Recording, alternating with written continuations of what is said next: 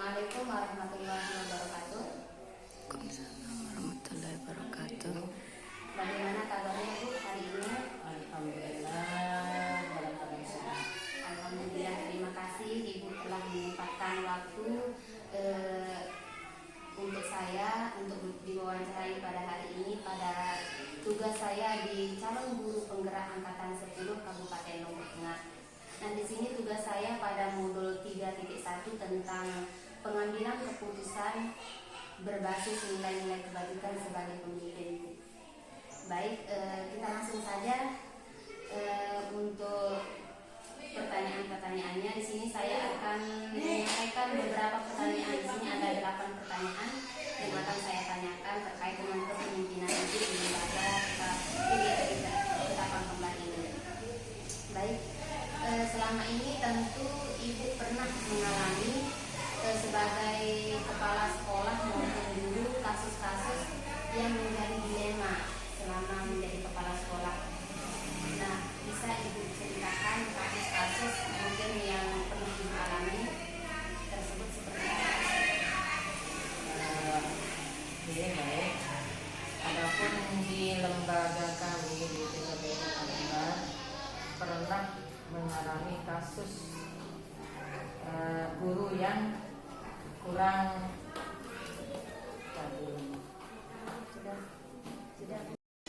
seorang pendidik yang kurang disiplin, kita katakan itu kurang disiplin, yang kadang-kadang dalam satu minggu kadang-kadang dia tidak masuk, bahkan pada kita hitung dalam 1 bulan mungkin hanya 1-2 kali kadang-kadang masuk, dan itu berlangsung sampai kalau saya hitung hampir 3 tahun. 3 tahun. Terus dalam kasus yang ini pertama kita panggil dulu pekerjaan, kemudian memberikan hasilnya di sana bahwa ini adalah tanggung jawabnya dia sebagai seorang pendidik yang harus tetap standby di sekolah. Dan kedua, kalau hal itu berlanjut terus sampai 3 kali, baru yang terakhir kita lakukan surat peringatan. Baik, jadi di sini Ibu mengalami kasus tentang kedisiplinan guru yang dimana dalam 1 minggu kadang-kadang masuk 1 kali, dan kadang-kadang tidak sama sekali dan berlangsung selama 3 tahun. Baik.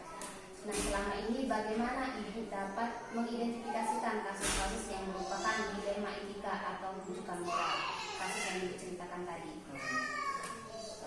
Setelah saya telusuri, memang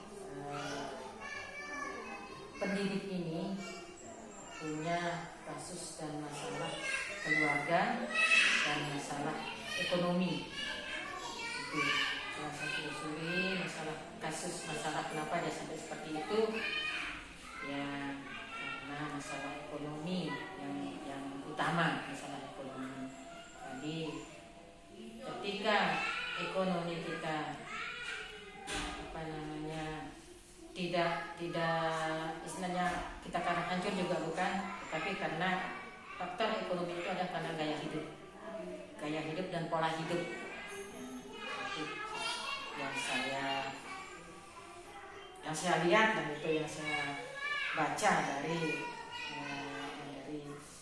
lingkungan sekitarnya, itu saya coba telusuri yang memang seperti itu. Baik, berarti cara Ibu mengidentifikasikan adalah pertama menentukan dulu akar masalahnya dari mana. Yang pertama tadi dari keluarganya, terus ada faktor ekonomi, gaya hidup dan pola hidup yang memang bergantung terhadap ekonomi tersebut. Karena benar sekali Bu, di mana ketika ekonomi kita tidak stabil, maka tingkah laku pun akan menjadi tidak stabil pula. Baik, kita lanjutkan ke pertanyaan yang kedua. Selama ini bagaimana Ibu menjalankan pengambilan keputusan di sekolah Ibu, terutama untuk kasus-kasus di mana ada 2 kepentingan yang sama-sama benar atau sama-sama mengandung nilai kebajikan?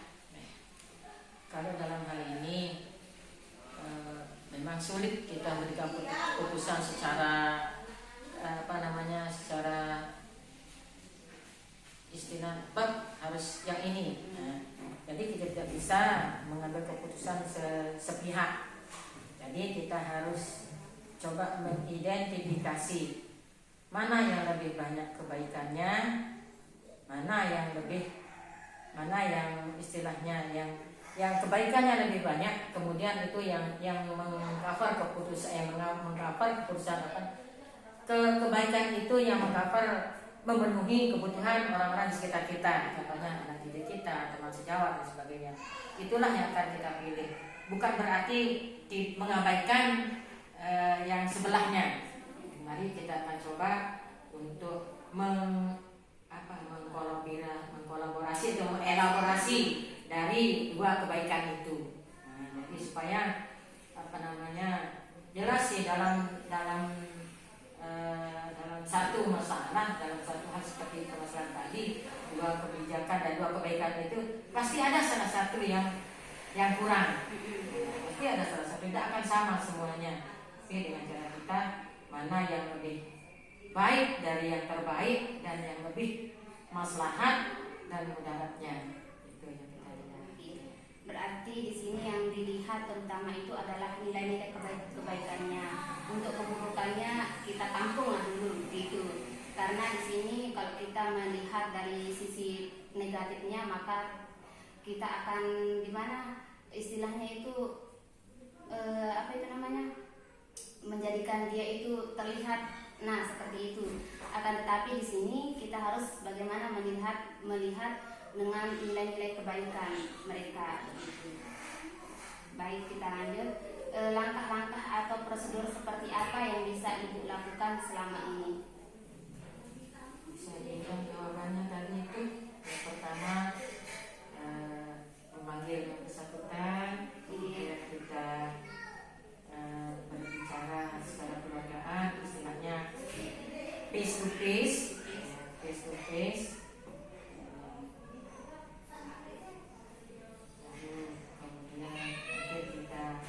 Bisa lewat keluarga, sampaikan lewat keluarga atau lewat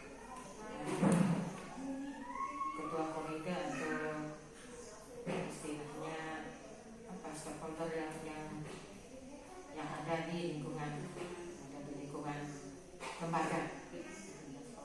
Karena komite teman bisa oleh kepala sekolah dengan kasus tadi itu keluarganya, kemudian terakhir adalah dengan ketua komite. Baik, berarti langkah yang Ibu lakukan di sini adalah pertama dengan memanggil secara keluargaan, terus kalau memang tidak bisa baru face to face, setelah itu baru memanggil komite dan dibicarakan secara baik. Hal-hal apa saja yang selama ini Ibu anggap efektif dalam pengambilan keputusan pada kasus-kasus dilema etika?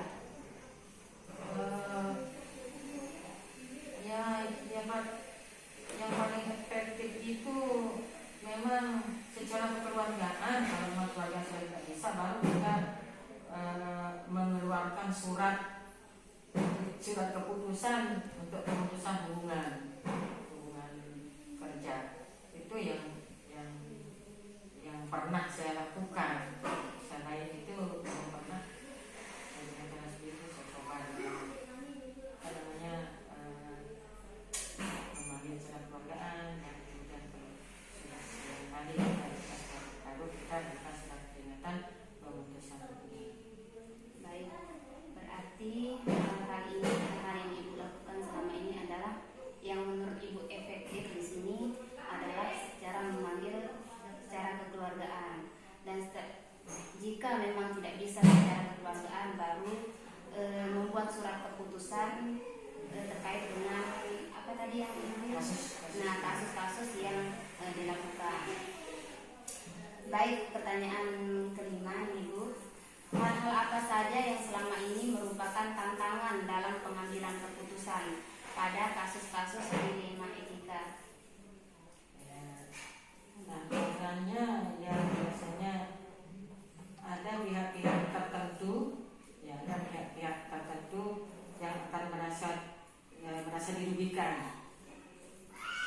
selamanya segala sesuatu yang kita kerjakan itu tidak selamanya benar dan baik. Tapi ada pihak-pihak tertentu yang merasa dirugikan, kemudian akan melakukan ya paling tidaklah paling ini diintimidasi. Pihak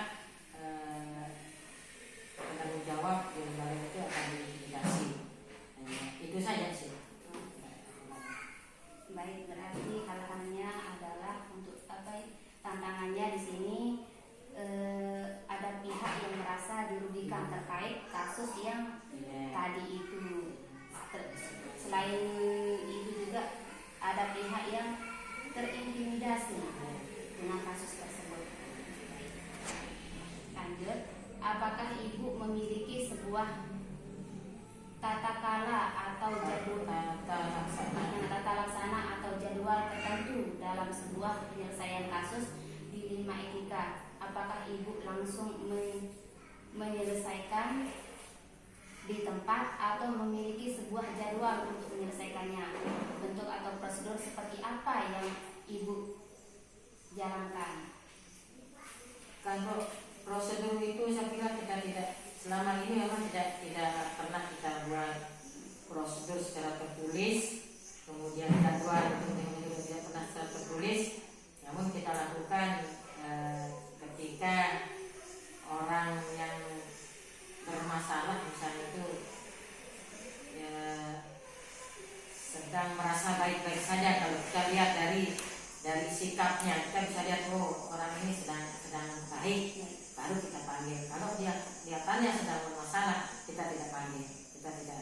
Jadi tidak ada prosedur dan tidak ada jadwal untuk itu.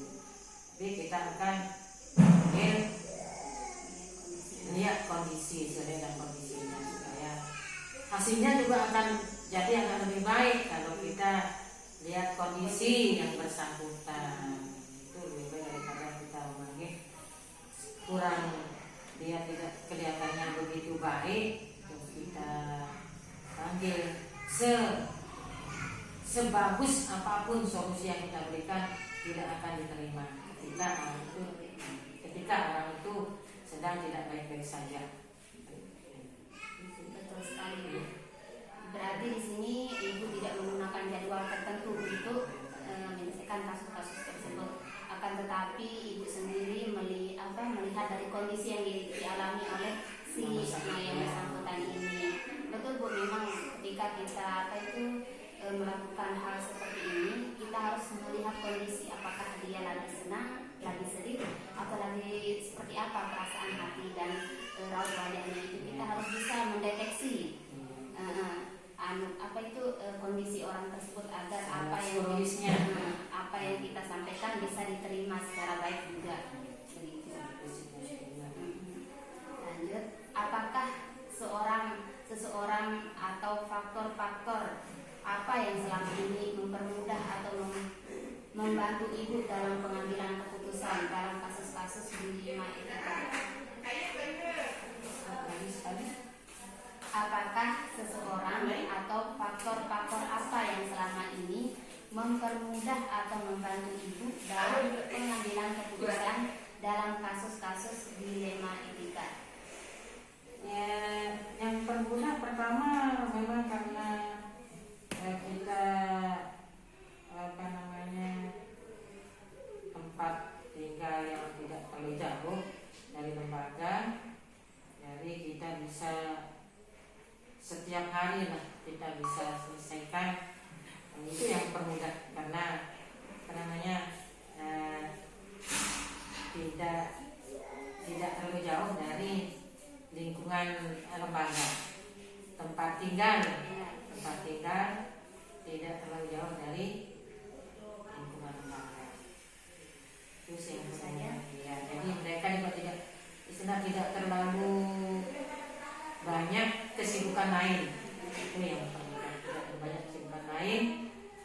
Mungkin hanya 1 atau 2 kali lah kita kegiatan eksidental setiap hari. Baik, berarti yang mempermudah adalah jangkauan tempat tinggal di sini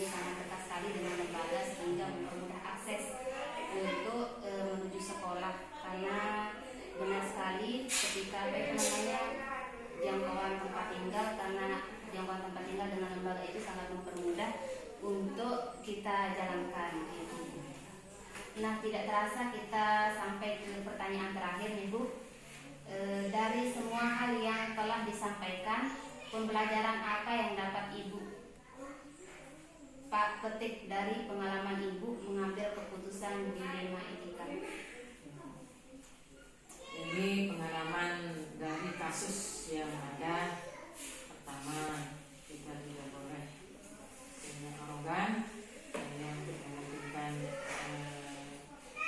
sesaat, dan kita juga harus melihat kepentingan selanjutnya, bukan hanya pada hari itu tapi ke depannya. Yang namanya hari ini dia seperti ini, insya Allah untuk hari besok tentu dia akan lebih baik. Kemudian pelajaran untuk kita sebagai pimpinan lembaga, situ kita akan hak kita, hak prerogatif kita sebagai pimpinan untuk memberikan peringatan yang tegas tanpa harus membuat pihak-pihak lain tersebut. Baik, berarti di sini pembelajaran yang dapat diambil adalah memberikan peringatan tegas, akan tetapi tidak tidak melibatkan pihak-pihak lain menjadi tersinggung terhadap hal ini, kasus-kasus tersebut. Baik Bu, di sini kita sudah selesai untuk diskusi wawancaranya. Terima kasih atas waktunya. Saya ucapkan selamat siang. Assalamualaikum warahmatullahi wabarakatuh. Waalaikumsalam warahmatullahi wabarakatuh.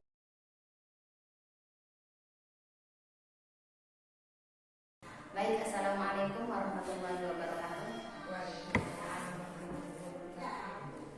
Nah, baiklah Bu, gimana kabarnya hari ini Bu? Alhamdulillah baik. Alhamdulillah, terima kasih Ibu telah menyempatkan waktu untuk saya wawancarai pada hari ini.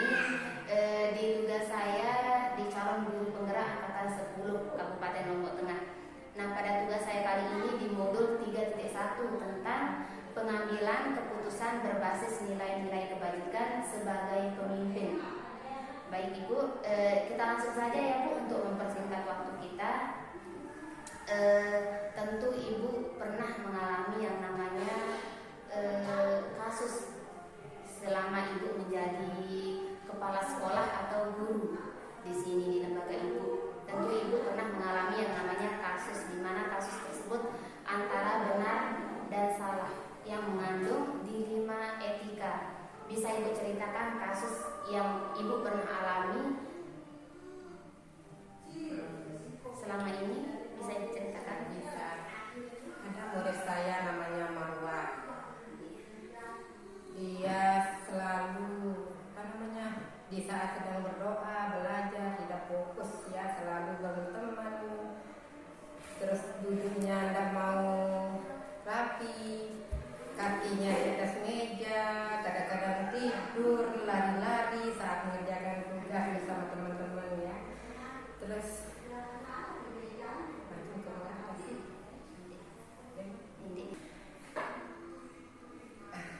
kalau dikasih tugas sama ibu guru selalu, ya Bu Guru kerjakan ya. Ya Bu Guru, saya akan kerjakan. Dikasih tugas, dikasih buku gambar, pensil krayon dia ambil, tapi di dalam satu ini dia tulis hanya huruf H, dia coret begini sampai penuh. Sampai penuh dia coret-coret, tidak mau diam pokoknya. Terus dia mau, Bu Guru, mau keluar, mau beli jajan, perlu waktunya. Saya bilang, Bu Guru, dulu selesaikan tugasnya. Dia kerjakan, dia begini, dia tidur di atas meja. Intinya nggak bisa diam, diam. Super aktif mungkin, tapi aktifnya yang berlebihan. Dia gimana pegang pensil aja begini. Oh, belum bisa pegang pensil jadinya? Iya, pegang pensil tidak seperti ini, dia begini. Ya begini kan seharusnya pensil itu begini kan.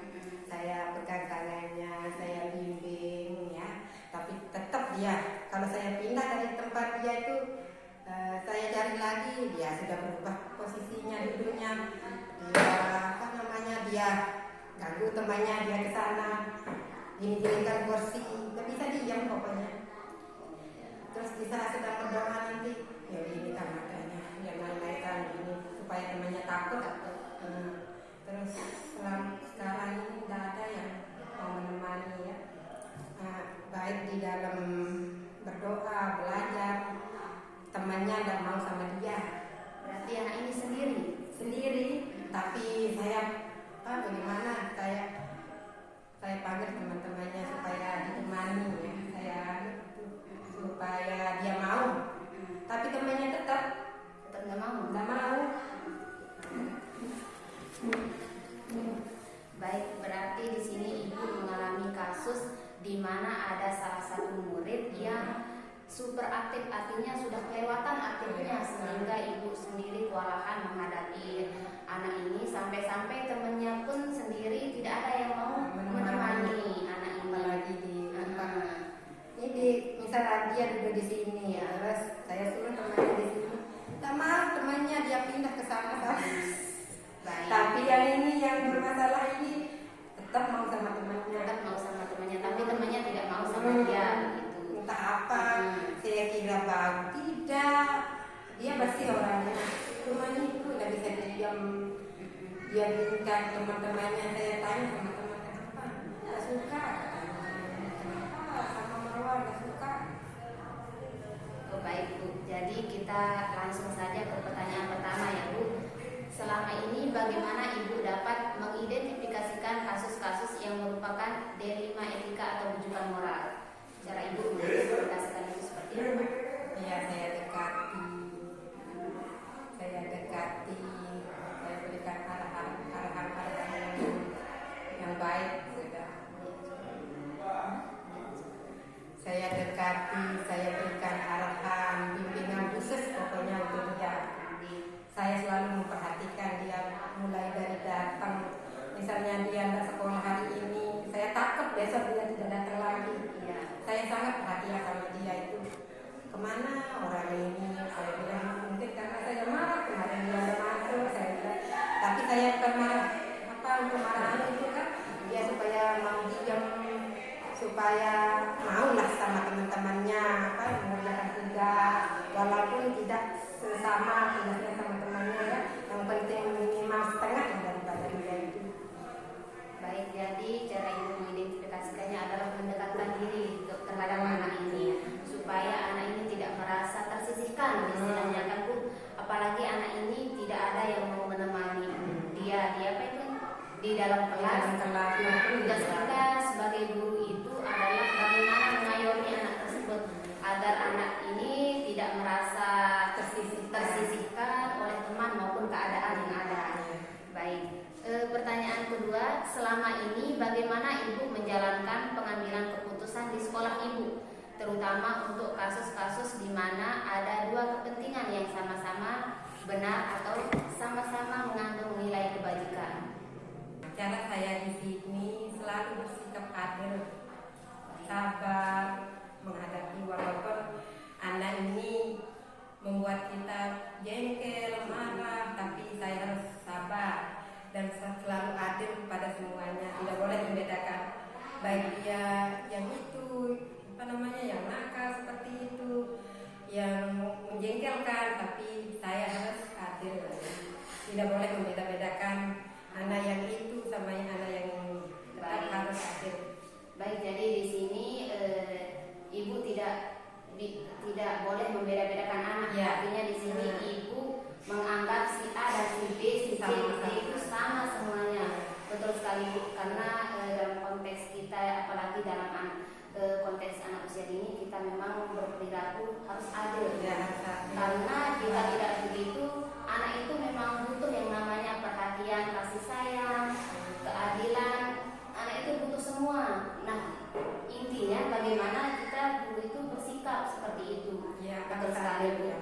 Ibu benar bahwa bersikap adil itu memang harus kita lakukan, diterapkan di sekolah. Baik, kita lanjut ya Bu. Langkah-langkah atau prosedur seperti apa yang bisa Ibu lakukan selama ini? Ada langkah-langkahnya. Pertama khusus. Pertama bimbingan khusus itu ya, maksud saya begini ya. Waktu anak ini duduk kan nggak bisa diam, dia begini. Nah, saya selalu selalu saya khususkan untuk dia. Kalau sama anak-anak yang lain dia sudah bagus caranya duduk. Kalau suruh berdoa doanya bagus. Tapi kalau ini dia selalu begini, makanya saya selalu khususkan sama dia. Saya duduk di dekatnya, terus selalu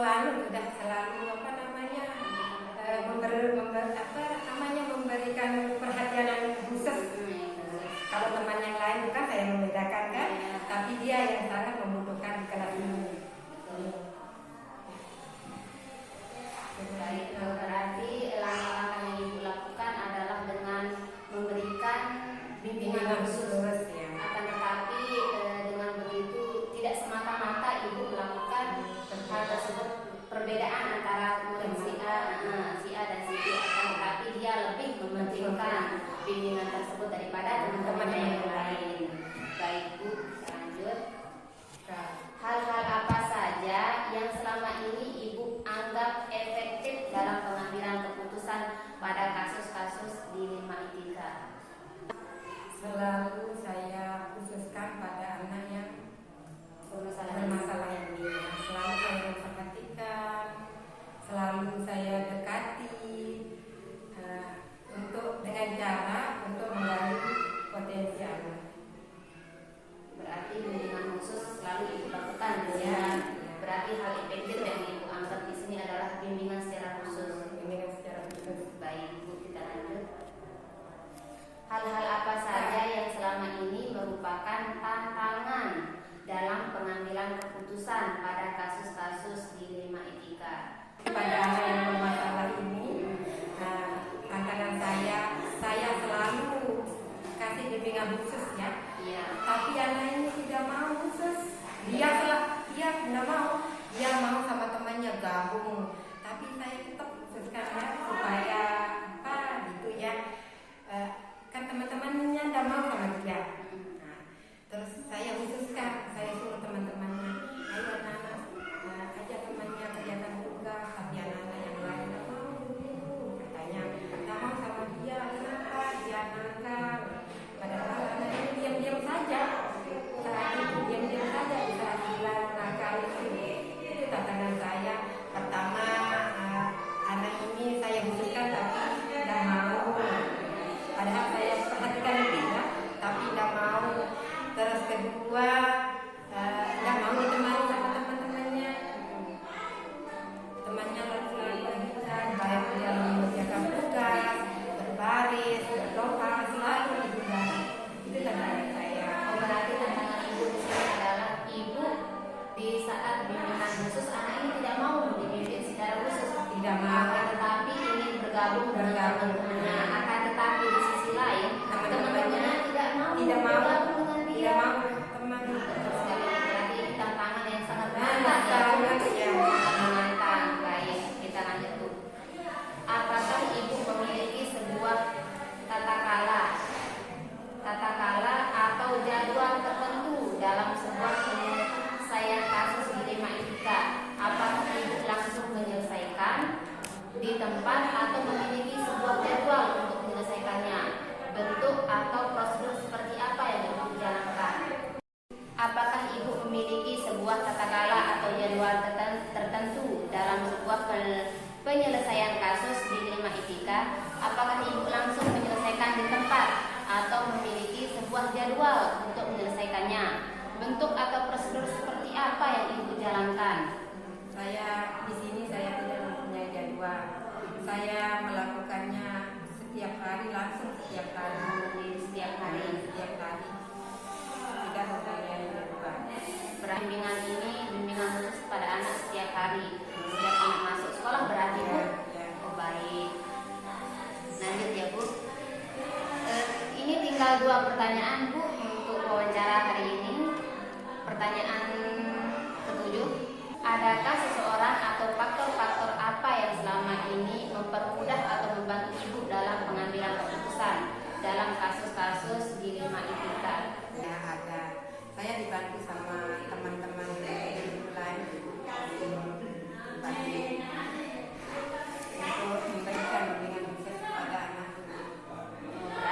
dibantu oleh rekan guru lain. Ya, rekan-rekan guru lain di sini.